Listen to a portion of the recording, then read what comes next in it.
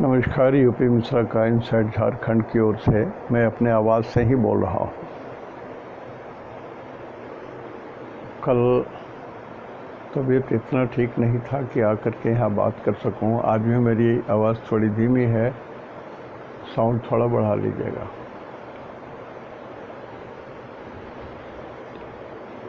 और जब तक शरीर कमज़ोर नहीं होता मैं आता ही हूँ, लेकिन जब लाचार हो जाता हूँ तब नहीं आता हूँ।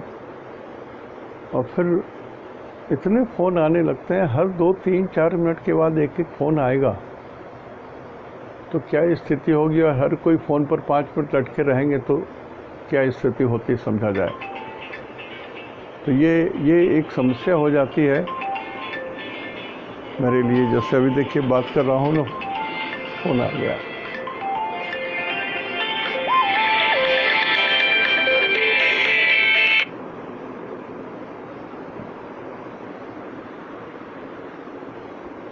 तो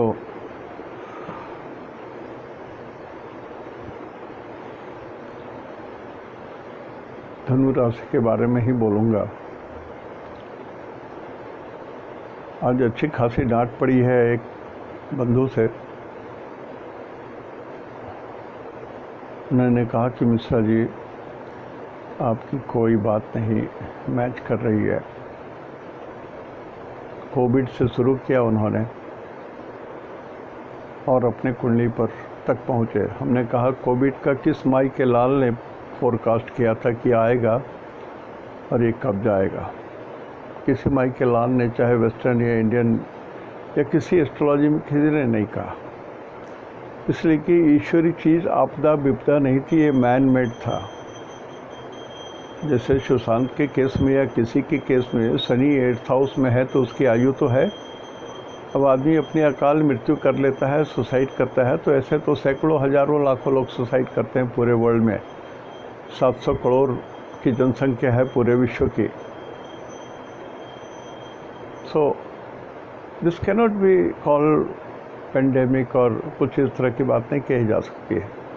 लेकिन मैं हाथ उठा के बोलता हूँ कि जब मैं एनुअल प्रेडिक्शन किया था 6th हाउस और 8th हाउस का, तो उसमें हमने कहा था कि कुछ ऐसे रोग आ सकते हैं जिसका पहले से कोई नामो निशान नहीं है।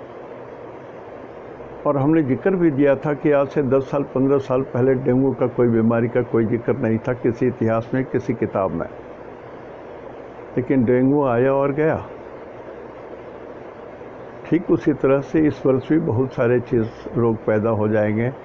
और ये ऋतु संधि सुव्याधया, ये वाली बात होती है। जब 2 ऋतुओं का समावेश होता है तो उसके जंक्शन में कीटाणु पैदा होते हैं।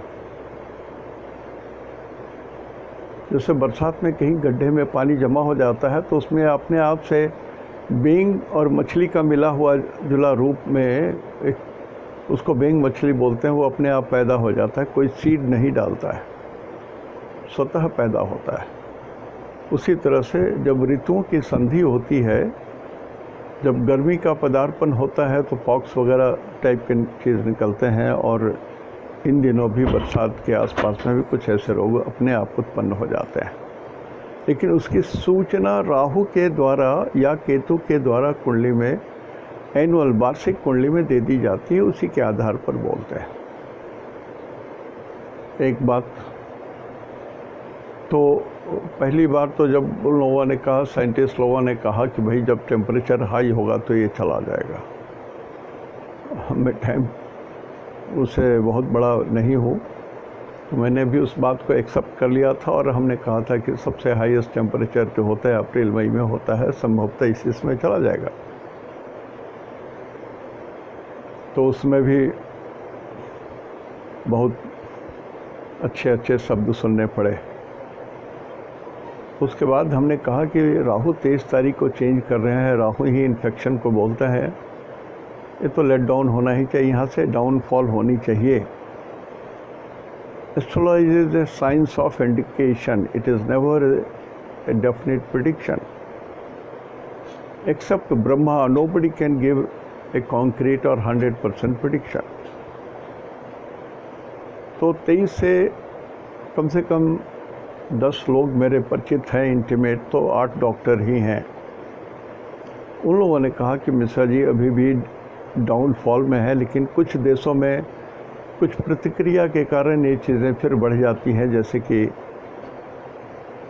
लोग अपनी अपनी सुविधा के अनुसार मॉल खोल देते हैं रेवेन्यू के लिए, और लॉकडाउन की स्थिति में जो लोग सोशल डिस्टेंस और मास्क वगैरह का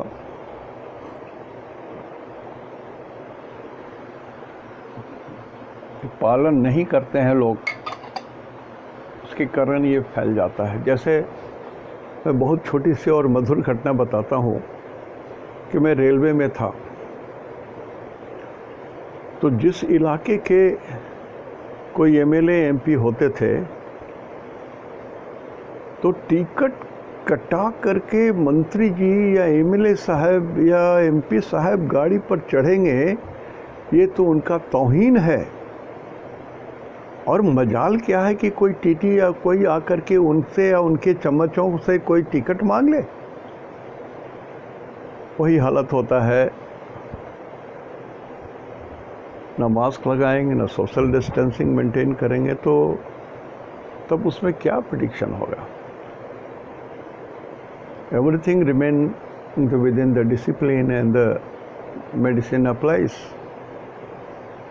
आपको फीवर है और घूम रहे हो, मैं कोविड की बात नहीं बोल रहा हूँ, तब भी तो आपकी जान पर बन जाएगा। एक बात। दूसरी बात, फिर उन्होंने तब कहा कि मेरे तो फ्रोजन शोल्डर्स हो गए लेफ़्ट साइड में, और आपने, मैं नाम नहीं बोलूँगा, श्रद्धेय व्यक्ति हैं, आपने तो कहा नहीं। हमने कहा कि बहुत सारे लोग, आप तो बोल रहे हैं आप 1 या 2 होंगे, लेकिन बहुत सारे लोगों की कुंडली तो 100% सही उतरती है, तो मैं अपने को क्या मानूं? आपके कहने के हिसाब से मैं एस्ट्रोलॉजी छोड़ दूं, या जिन लोगों को फ़ायदा होता है उनके लिए मैं एस्ट्रोलॉजी रखूं? क्या करूं? मैं इतना ही कर सकता हूं कि आप अकाउंट भेज दीजिए, मैं आपके पैसे लौटा दूं। इतना ही कर सकता, इससे ज़्यादा मेरे सामर्थ्य में नहीं है। लेकिन मैं ये बोलता हूँ, यदि आप सही माने में समझते हैं एस्ट्रोलॉजी में कोई दम है, तो ये बता रहा हूँ कि एस्ट्रोलॉजी में एक दृश्यकान कुंडली बनती है। दृश्यकान का मतलब होता है पूरे हाइट के, शरीर के हाइट को 3 टुकड़ी में बांटना। 0 डिग्री से 10 डिग्री ये हुआ, गला तक, कॉलर बोन तक के 10 डिग्री हुआ। कॉलर बोन से नीचे और नाभि तक ये 11 डिग्री से 20 डिग्री तक है, और नाभि से 20 डिग्री 0.1 से लेकर के 30 डिग्री तक पैर के तलवे तक है। ये 3 विभाग किए गए हैं, 10 डिग्री, 10 डिग्री और 10 डिग्री। अब आपकी कुंडली में यदि 10 डिग्री तक की कुंडली का जन्म लग्न हो, तो मैं आपके यहाँ से यहाँ तक में जो रोग आए हैं वही मैं बता सकता हूँ। आँखों में, दांत में, ठुड्डी में, कंठ में, तालू में, आँखों में, कानों में, तीनों हड्डियों में वर्टिको है, क्या है वो मैं बोल सकता हूँ, इंक्लूडिंग ब्रेन। लेकिन आपकी कुंडली 10 डिग्री से यदि ज़्यादा है, 10 डिग्री से 1 रेडियल सेकंड की बात बोलता हूँ, 1 सेकंड भी आगे है, तो ये पीरियड छोड़ करके ये यहाँ से लेके 20 डिग्री नाभि तक की बात आ गई। तो आपकी जन्म कुंडली कितनी सही है, ये तो मैं आपकी कुंडली को सही तो नहीं बनाने जा रहा हूँ। आप जो डेट ऑफ बर्थ भेजते हैं उसी के ऊपर मैं प्रेडिक्शन कर रहा हूँ मैं, और सभी करते हैं ऐसे ही। तो यदि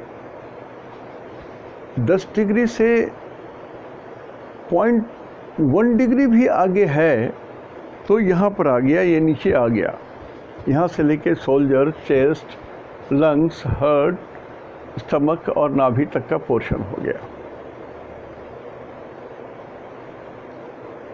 तो यदि आपके डिग्री में ये ऐसी गलती हो और आपने ऐसा ही डेट ऑफ बर्थ भेजा है तो मैं क्या कर सकता हूँ। यदि आपके 11th हाउस में या 12th हाउस में मार्स, स्पेशली मार्स, मंगल या राहु या शनि, ऐसे ग्रह, जैसे शनि है वो बर्फ़ में जमा देते हैं, तो फ्रोजन सोल्जर्स में शनि और मंगल की मुख्य भूमिका होती है। तो यदि आपका 10 डिग्री से नीचे की कुंडली है तभी मैं बोल सकता हूँ कि हाँ, आपके बाईं ओर, यदि राइट साइड में आपकी कुंडली में कोई पापक ग्रह है तो शरीर के बाएं हिस्से में आपको रोग होगा, तभी मैं बता सकता हूँ, नहीं तो नहीं बता सकता। कारण कि मैं अंदाजी टक्कर कुछ नहीं कह सकता, साइंटिफिक वे में जो डिग्री के हिसाब से होता है उतनी ही बात करता हूँ। तो जो है सो है, जो हूँ सो हूँ। और मेरे चार्ज हैं, बहुत हाई चार्ज हैं। तो मैं समझता था कि मेरे चार्ज बहुत कठिन है, लेकिन जब लोगों ने कहा कि सर आपका लोएस्ट चार्ज है इंडिया में, आपको समझ में नहीं आता है, मैंने कहा एनीवे, लेकिन मैंने उनको रिक्वेस्ट किया है कि सर आप अपना नंबर भेज दीजिए, I will return you back the money, I will return you the money. अब दुखी मत होइए कि आपके पैसे व्यर्थ चले गए, सर दुखी मत होइए। अस्तु, आज धनु राशि के बारे में बता रहा हूँ। धनु राशि एक ऐसा राशि है जो बो एंड एरो को रिप्रेजेंट करता है। बो को, एरो को तो नहीं करता है, लेकिन पूरे बो को रिप्रेजेंट करता है। It is just like this.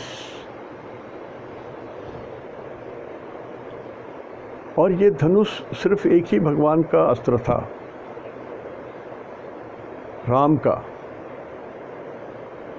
Parshuram का भी धनुष था और भगवान राम का भी धनुष था, लेकिन परशुराम के फरसा थे, वो फरसा यूज़ करते थे। उन्होंने 14 बार या इतना बार धरती में छतरी विहीन उन्होंने किया था उस फरसे के बल पर। और भगवान राम के पास तीर धनुष था और किसी भगवान के पास नहीं। सो ये धनु राशि इंडिकेट करता है अजानुबाहु भगवान रामचंद्र।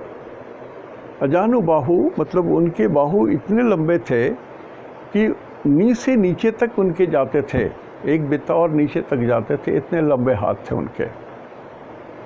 तो उनके धनुष की प्रत्यंचा भी बहुत लंबी थी, और जब वो खींच करके, तान करके जब छोड़ते थे तो वो निकलती थी, तो तीर के साथ जो फ्रिक्शन होता था इमीडिएट आग उसमें लग जाती थी। तो अग्निवान उनके बाण का नाम था, अग्निवान। यही है धनु लग्न जो है या धनु राशि जो है, ये अग्नि तत्व को इंडिकेट करता है। और चंद्रमा में लग्न 3 होता है, कल या परसों मैंने बताया था, लग्न, चंद्र लग्न और सूरज लग्न। तो ये जो लग्न है इसमें अग्नि प्रधान है और आपका चंद्रमा इसी में है। तो जितने लोग धनु राशि के हैं उनके शरीर में अग्नि तत्व अधिक है, क्रोध अधिक है, उत्तेजना अधिक है, तेज अधिक है। आपके अंदर में स्वाभिमान भी बहुत अधिक है, जो अभिमान में ढुक गया है। स्वाभिमान की जो सीमा है उसको लांघ करके अभिमान तक में चला गया है। तो ये तो मैंने धनु राशि या धनु लग्न के बारे में बताया। लेकिन इस धनु राशि में भी 3 नक्षत्र का भोग होता है, 3 टुकड़े होते हैं। एक टुकड़ा जो है वो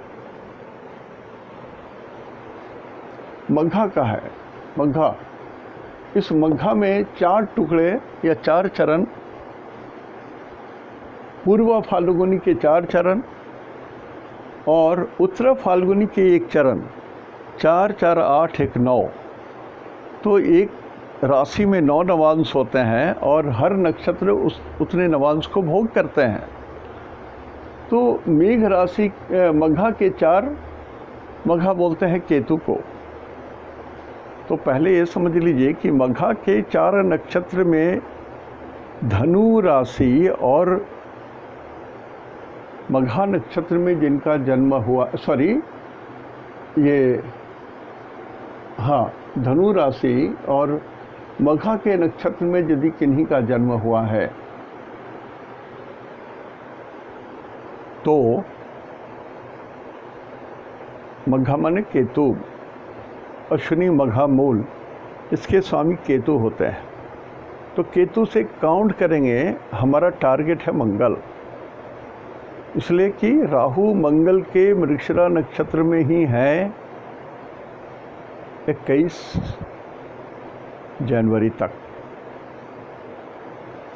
तो केतु, शुक्र, सूर्य, चंद्र, मंगल, यानी ये 5वां जन्म, संपद, विपद, क्षेमा, प्रत्यारी तारा में है। तो ये मंगल जो है ये मघा नक्षत्र वालों के लिए, मघा नक्षत्र वालों के लिए राहु शुभ नहीं है। तो मघा नक्षत्र क्या हुआ? मघा नक्षत्र जो है ये पितर को बोलते हैं, ancestors was departed from this earth, इस पृथ्वी को छोड़ करके जो चले गए हैं, was departed from earth। तो ऐसी आत्मा जो चले गए हैं ये पितर कहलाते हैं। पितर के 3 श्रेणी होते हैं, पिता या पिता के समकक्ष उम्र वाले लोग या उनसे छोटे या बड़े, जैसे चाचा है, बड़े चाचा हुए, छोटे चाचा हुए, ये सभी लोग। तो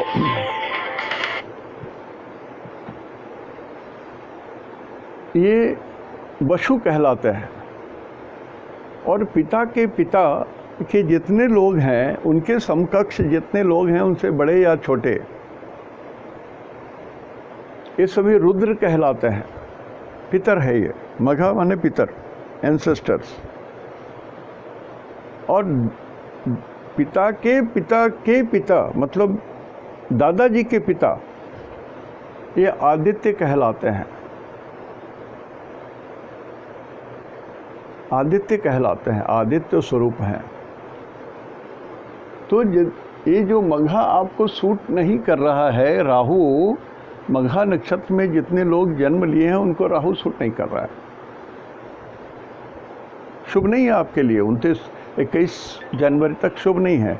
और 21 जनवरी तक शुभ नहीं है तो इसका मतलब ये हुआ कि आपको कुछ तो करना पड़ेगा। झेलने से बढ़िया है झेल भी लीजिए और कुछ तो करना भी पड़ेगा, ईश्वर के संपर्क में आना पड़ेगा। लोग बोलते हैं रेमेडियल्स, नहीं बोलते हैं, इसलिए मैं इतना बोल रहा हूँ। ये मघा नक्षत्र पितर को रिप्रेजेंट करते हैं, इनका गोत्र अंगिरस है और इनके लिए निवारण, इनके द्वारा यदि कुछ कष्ट हो रहा है, पितरों के द्वारा, जो लोग बोलते हैं ना पितर का कष्ट है, बहुत सारे पंडित जी बोल देते हैं कि आप में पितृदोष है। So there should be somewhere some information of Magha nakshatra in the कुंडली। यदि मघा नक्षत्र से कुंडली का कोई जिक्र नहीं हो रहा है तो पितृदोष नहीं है। पंडित जी लोग नाराज नहीं होइएगा।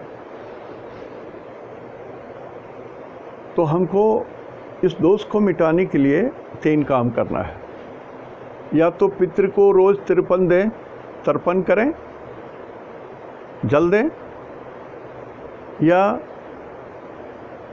काली जी की पूजा करें, या भगवान शंकर की पूजा करें। यही 3 तरीके से जिनको जो भाता है वो करें, इससे कुछ रिपेयर होगा। तो यहाँ पर जल देते समय मघा नक्षत्र को भी प्रणाम करना है कि आप जिनका गोत्र अंगिरस है और जिनके स्वामी पितृ हैं, पितृ समेत आपको भी मैं प्रणाम कर रहा हूँ। अंगिरस गोत्र के मघा के स्वामी केतु, मैं आपको प्रणाम कर रहा हूँ। लेकिन इसके पहले मदर पार्वती की पूजा कर लेनी है आपको, इसलिए कि टारगेट वाले ग्रह मंगल पार्वती जी को रिप्रेजेंट कर रहे हैं। तो जब ये दोनों पूजा करेंगे तो ये दोष जरूर थोड़ा घटेगा। मिटेगा पूरा ये असंभव है, ये नहीं मिटता है, वो नहीं मिटेगा। नहीं मिटेगा तो नहीं मिटेगा, थोड़ा झेलना पड़ेगा, थोड़ा आशीर्वाद मिलेगा। उसके बाद दूसरा नक्षत्र है पूर्वा फाल्गुनी, जिसमें पूर्वा लगा हुआ है। जनरली उसको शुक्र मान लीजिए। पूर्वा फाल्गुनी, पूर्वा साढ़ा, ये पूर्वा है तो ये शुक्र है। उत्तरा लिखा हुआ है तो ये सूरज है। तो ये पूर्वा फाल्गुनी नक्षत्र, इसके स्वामी तो शुक्र होते हैं, लेकिन इसके जो भगवान हैं वो भग हैं, BHAG। ए भी आजकल लगाइएगा तो ओ का उच्चारण हो जाता है, भग, ओ। भग का मतलब होता है सूरज भगवान के जो 12 नाम हैं, 12 आदित्य में से एक आदित्य को ये भग भी रिप्रेजेंट करता है। तो देवता तो वही हो गए।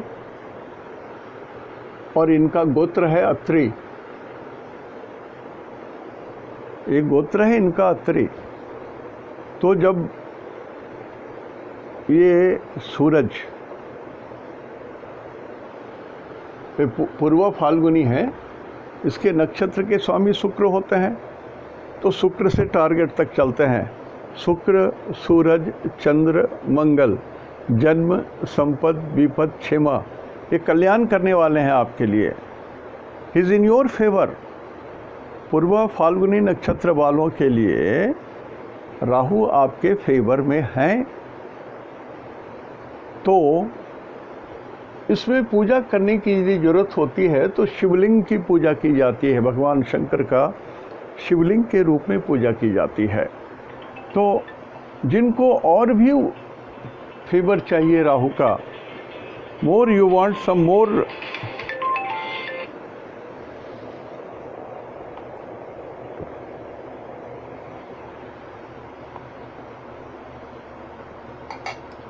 तो आपको शिवलिंग की पूजा करनी होगी। शिवलिंग तो पत्थर का ही होता है, लेकिन मैं प्रेफर करता हूँ मिट्टी का। मिट्टी में भगवान बहुत जल्द विराजते हैं, पत्थर वगैरह में उसके बाद आते हैं, सबसे पहले मिट्टी में जाते हैं। तो यदि मिट्टी का शिवलिंग बनाते हो और आप पूजा करते हो तो आनंद का विषय है, लेकिन इतना झंझट करना संभव नहीं है। तो शिवलिंग पत्थर का जो आपके पास है या पारद का है, जैसा भी आप उनकी पूजा करके धो धा के साफ़ सुथरा करके आप फिर से रख दीजिए पूजा घर में ढंग से। तो शिवलिंग की भी पूजा करेंगे तो यदि ये आपके कल्याण करने वाले में हैं और यदि ये 60% कल्याण कर रहे हैं और पूजा कर रहे हैं तो थोड़ा बढ़ेगा ये। Maximum this can go further for 33.3%। तो 1% हो सकता है 33 में, 5% होता है 33% का, या पूरा 33.3% हो सकता है। ये आपके पुण्य करने के ऊपर निर्भर करता है, आपके ऊपर में है। मैं बहुत लोग नाराज़ होंगे, मुझे मालूम है। मैं कहा कि यदि आप, क्या कहा था, सत्पात्रे दीयते दानम धनम ज्ञानम, अपात्रे न दीयते दानम धनम ज्ञानम। तो यदि आप अपात्र हैं तो आपके शरीर में भगवान का प्रवेश होगा, भगवान आप पर कृपा करेंगे। आप दारू पिएगो, झूठ बोलोगे, घूस लोगे, बेईमानी करोगे, छल कपट करोगे, दूसरों को तंग करना चाहोगे, तो लाख धन कमा लो, वो काम नहीं आएगा। ना तद विद्या ना तद धनम, कुछ नहीं काम आएगा।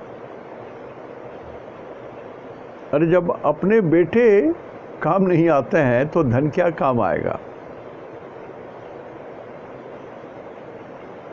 किसी के घर में एक बालक ने जन्म लिया है, क्या कीमत है उसकी? 1 रुपये, 1 करोड़ रुपये, 100 करोड़ रुपये। अरे जो सुख उस एक बालक से मिलता है वो अनंत कोटि सुख है, वो अनंत कोटि सुख है। तो उस बालक को पालने में आपको अच्छे धन की ज़रूरत है। साफ सुथरे धन से जब उसको खिलाएंगे तो उसके वीर्य में सही शक्ति मिलेगी। नहीं तो महात्मा भीष्म के ऐसा महान योद्धा, महान बलि महाभारत में द्रौपदी के सामने में झुक गए, बोले कि बेटी मैं दुष्ट राजा का धन खाया हूँ, मेरे शरीर में कुछ नहीं है, कुछ नहीं है, मैं कुछ नहीं कर सकता, हरि को पुकार। तो आप लाख करोड़पति, अरबपति, खरबपति हो जाओ, किसी काम के नहीं है यदि आपके आँख में पाप है, यदि आपके शरीर से पाप होता है, मनसा वाचा कर्मणा से पाप होता है, कुछ नहीं कर सकोगे। इसलिए बोलता हूँ कि अभी जो पूजा करेंगे, पूर्व फाल्गुनी नक्षत्र में मैं भटक गया था, तो मैं ये बोल रहा हूँ कि यदि आप शिवलिंग की पूजा करते हो जैसे भी, भगवान शंकर की पूजा करते हो जैसे भी, तो आपका ऊपर उठेगा। लेकिन समझ लीजिए कि हो सकता है कि चंद्रमा में जब ये प्रवेश करेंगे 21 तारीख के बाद से, तो चंद्र मंगल संपत्ति तो दे सकते हैं आपको, बोली गड़बड़ा देंगे आपकी, तो बाद की बात है। तीसरा हुआ उत्तरा फाल्गुनी। मैंने कहा कि जिसमें उत्तरा फाल्गुनी, उत्तरा लिखा हो तो वो सूरज को इंडिकेट करेगा, उत्तराषाढ़ सूरज को रिप्रेजेंट करेगा, पूर्वा बोलने से शुक्र को रिप्रेजेंट करेगा। तो ये सूरज को रिप्रेजेंट करते हैं। यहाँ पर सूरज आर्यमान के रूप में है, ये भी भगवान आदित्य का सहस्त्र नाम में से एक नाम ये भी है, आर्यमान, भग, ये सब भगवान सूरज का भिन्न भिन्न नाम है। उनके कर्मों के हिसाब से नाम, जैसे एक वीर बहादुर है, वो धनुष चलाता है, युद्ध करता है, तो उसको हम लोग सैनिक के रूप में जानते हैं। वही व्यक्ति यदि किसानी करता है तो उसको हम लोग किसान बोलते हैं। एक व्यक्ति खेत में काम कर रहा है, वही छुट्टी लेकर के आया है, वो किसान हो गया। फिर युद्ध में जब जाएगा लड़ने के लिए तो वो सैनिक कहलाएगा। उसी तरह से भगवान के नाम भी उनके कर्मों के हिसाब से, उनके दया के हिसाब से भिन्न भिन्न हो जाते हैं। तो ये मत कहिएगा कि नाम क्यों, सो सिंपल, भगवान को सूरज ही बोलो ना, कुछ कारण है सर। तो यदि इनका गोत्र है पुलस्थया और इनके यदि कष्ट हो तो भगवान सूरज की डायरेक्ट पूजा की जाती है, अन्यथा गायत्री मंत्र का जप किया जाता है। तो हम लोग उत्तरा फाल्गुनी सूरज से काउंट करेंगे टारगेट मंगल तक। तो सूरज, चंद्र, मंगल, ये विपद तारा में पड़ेंगे, डेंजर जोन में पड़ रहे हैं, थर्ड में पड़ रहे हैं, डेंजर जोन में पड़ रहे हैं। तो उत्तरा फाल्गुनी के एक चरण में और मकर राशि में जो 3 चरण होगा वो भी डेंजर जोन में ही पड़ेंगे ये। सो ये जो उत्तरा फाल्गुनी नक्षत्र जो सूरज के नक्षत्र हैं, और भी 2 नक्षत्र हैं, कृतिका, उत्तरा फाल्गुनी, उत्तराषाढ़, ये सूरज के नक्षत्र हैं। इन सबों के लिए डेंजर जोन में आ गए। जन्म, संपद, विपद, तो ये विपत्ति ला सकते हैं आपके लिए। 21 जनवरी 2021 तक तो आपको उत्तरा फाल्गुनी नक्षत्र का सूर्य भगवान के साथ, गोत्र के साथ, उनका गोत्र जो है पुलस्थया, ये बोलते हुए, नमन करते हुए, प्रणाम करते हुए गायत्री माता का जप कर सकते हैं, भगवान सूरज का जप कर सकते हैं। गायत्री माता का मंत्र अमूमन 99.9 पर ऋक्रिक के हिसाब से सब कोई को आता होगा। मैं अभी बहुत पवित्र नहीं हूँ, नहीं तो मैं मंत्र बोल सकता था। तो सूरज भगवान की भी पूजा हमने बताया था, यही करके लिखा है ना, यही सूर्य। उसी तरह से ओम भूर एक गायत्री मंत्र होते हैं। तो ये यदि आप करेंगे तो आपके कष्ट निवारण हो सकते हैं। नाउ कम्स द एस्पेक्ट, दृष्टि। राहु की दृष्टि के कारण क्या क्या हो रहा है। तो जब तक ना कुछ कहूँ तब तक ये मान के चलिए कि राहु वृषभ राशि में है, तो इनकी पंचम दृष्टि कन्या में पड़ेगी, सप्तम दृष्टि वृश्चिक में पड़ेगी और नवम मकर में पड़ेगी, और द्वादश भाव में जो दृष्टि है ये इनके मेष राशि में पड़ेगा। ये कांस्टेंट है। जब तक वृष में है तब तक ये 5 दृष्टि इतने जगह में पड़ेगी, ये कांस्टेंट है। सुत, मदन, नवान, अंते 4 पड़ेगी तो पड़ेगी। और भी दृष्टियां पड़ती हैं जो मैं लिखा चुका हूं, प्लीज उसको भी आप देख लीजिएगा, कारण कि इतना ही बता देता हूं, इसमें बहुत समय लग जाता है। और इस अक्टूबर महीने में कुछ चेंजेस हो रहे हैं, जैसे बुध जो है वो डायरेक्ट हो रहे हैं, गुरु जो है वो उत्तराषाढ़ा नक्षत्र सूरज के नक्षत्र में प्रवेश कर रहे हैं।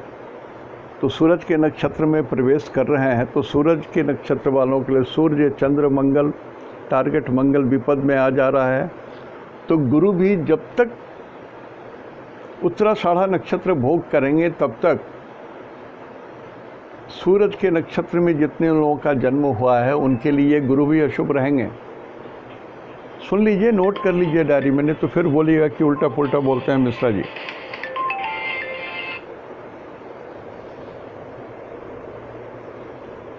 तो लेट अस प्रोसीड। दृष्टि तो यहाँ से है तो ये पंचम दृष्टि यहाँ पड़ेगी। 1 2 3 4 5। एक प्रश्न बार बार पूछा जा रहा है कि तो इनका स्वगृही है, घर है, और आप बोलते हैं अंधा दृष्टि है तो अशुभ है या ये है, इसको आप काउंट नहीं कर रहे हो। मैं कौन होता हूँ? ऋषियों ने जो कहा मैं वही कह रहा हूँ, और लॉजिक के हिसाब से ये पंचम दृष्टि है। 1 2 3 4 पंचम दृष्टि। कन्या राशि स्वगृही है तो इनको बहुत पसंद आ रहा है, यहाँ पर इनका अपना घर है। कन्या राशि है, ये फीमेल को बोलते हैं, डुअल साइन को बोलते हैं, 2 फीमेल के बारे में बात कर रहे हैं। तो ऋषियों ने जिस प्रकार से भी कहा, ये दक्षिण दिशा के स्वामी होते हैं, राहु भी दक्षिण दिशा के स्वामी होते हैं। जैसे भी कहा, ये इनका स्वगृही है, अपना घर है, बढ़िया होते हुए भी ये कुछ नुकसान करते ही हैं, ये जान लीजिए। इसलिए कहा गया कि यहाँ पर इनकी अंधी दृष्टि होती है। कुछ तो नुकसान कहाँ कर देंगे ये नहीं मालूम है। जैसे अंधा कहाँ किस दीवार से टकरा जाएगा ये कहना मुश्किल है। ठीक उसी तरह से अंधी दृष्टि कहीं भी, जैसे एक बच्चे के हाथ में एक बॉम्ब दे दीजिए छोटा सा, उसको खिलौना समझ के वो खेल रहा है, वो कहीं भी फेंक देगा, यू डोंट नो। तो ये पंचम दृष्टि है यहाँ। तो धनु राशि वालों के लिए जॉब में ये झंझट करेगा, जॉब में झंझट करेगा। और जो लोग डिफेंस में हैं, डिफेंस इसलिए बोल रहा हूँ कि धनु राशि है, तो जो लोग डिफेंस ऑर्गेनाइजेशन में हैं या जो लोग फाइनेंशियल सर्विसेज में हैं, आप लोग को थोड़ा दिक्कत पेश आ सकता है। आपके जॉब में नौकरी नहीं छोड़नी है। ह्यूमिलेशन है, एक्सेप्ट कीजिए। झंझट है, एक्सेप्ट कीजिए। ये न तो आपका बॉस आपका दुश्मन, वो जब आप यहाँ ज्वाइन किए और वो जब यहाँ ज्वाइन किए तो किसी ने सपने में नहीं सोचा था कि फलना व्यक्ति आएगा यहाँ ज्वाइन करेगा, मुझे उससे दुश्मनी करनी है। और आपको भी नहीं मालूम था कि मैं वहाँ ज्वाइन करने जाऊँगा, यहाँ जो ये एमडी है इससे हमको दुश्मनी करनी है। तो ये ईश्वरी है, इसको आप एक्सेप्ट कर लीजिएगा, नौकरी नहीं छोड़िएगा। फिर ये राहु यहाँ से वृश्चिक राशि को देखेगा, वहाँ पर केतु है, इनका दूसरा हिस्सा। राहु का आधा टुकड़ा वहाँ पड़ा हुआ है, एक टुकड़ा वहाँ पड़ा हुआ है। तो राहु अपने ही हिस्से को देखेंगे, वहाँ बहुत हानि नहीं करते हैं वो, क्योंकि उनका अपना ही शरीर है वो, इसलिए बहुत हानि नहीं करते हैं।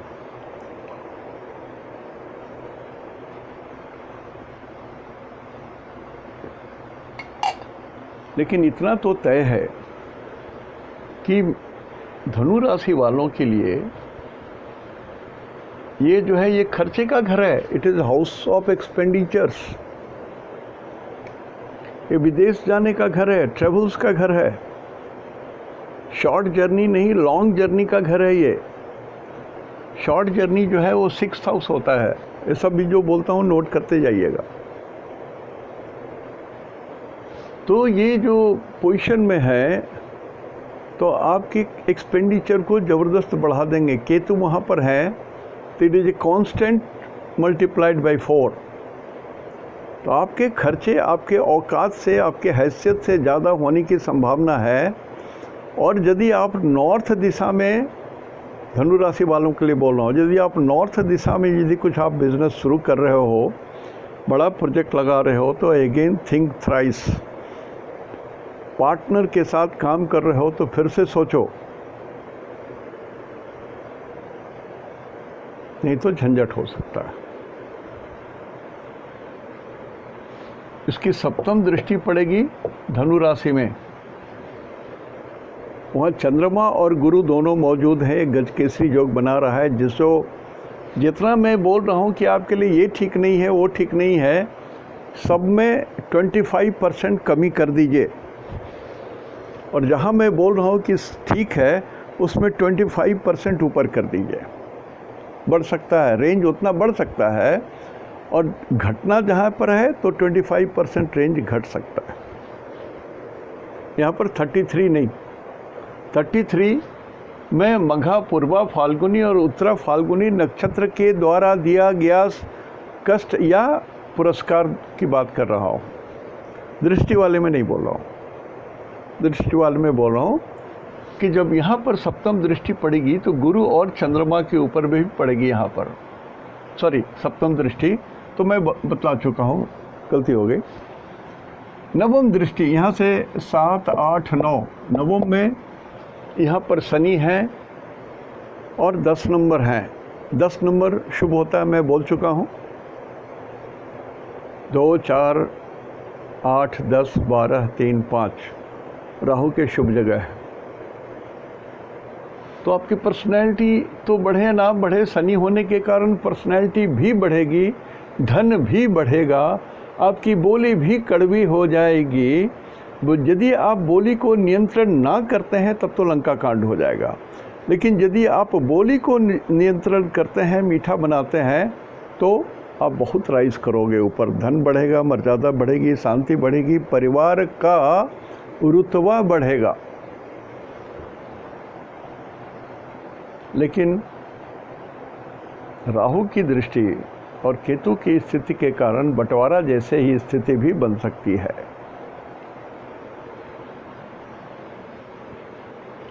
और यहाँ से अंतिम मेष राशि राहु की पसंदीदा राशियों में से नहीं है। Rahu is not comfortable here. तो जब ये कंफर्टेबल नहीं रहते हैं तो इसको डिसलाइक करते हैं। और तब जब राहु की यहाँ 100% की दृष्टि पड़ती है तो इसको डेंजर में भी डालते हैं। तो ये आपके संतान का घर है। तो धनु राशि के संतान वालों के लिए ये राहु शुभ नहीं है। आपके बच्चे स्कूल में पढ़ते हैं, कॉलेज में पढ़ते हैं, कहीं भी पढ़ते हैं या नहीं पढ़ते हैं, उनके दोस्त यदि हैं, क्रिश्चियन है, मुस्लिम है, सरदार जी हैं, दाढ़ी वाले और नीचे स्तर के लोगों के साथ दोस्ती है, तो वो लोग कितना भी अच्छा रहे फिर भी किसी न किसी प्रकार से उनकी सलाह ऐसी होगी कि आपके बच्चे को नुकसान पहुंच जाएगा। यदि आप भी जॉइंट बिजनेस कर रहे हैं तो ढंग से काम कीजिएगा, पार्टनर के साथ काम कर रहे हैं तो ढंग से काम कीजिएगा। तो ये स्थिति हमने दृष्टि के हिसाब से बताया आपको। और इसमें धनु राशि में एक बड़ी बात हमने कहा कि दो बड़ी बात होती है, एक तो एंसेस्टर को इंडिकेट करता है, दूसरा ये भगवान राम को भी इंडिकेट करता है। तो धनुषधारी भगवान राम दरबार में सबकी पूजा कर लीजिए आप, आपका कल्याण हो जाएगा। आज यहीं तक। इति शुभम तेहन दो निनाग्य चौहार।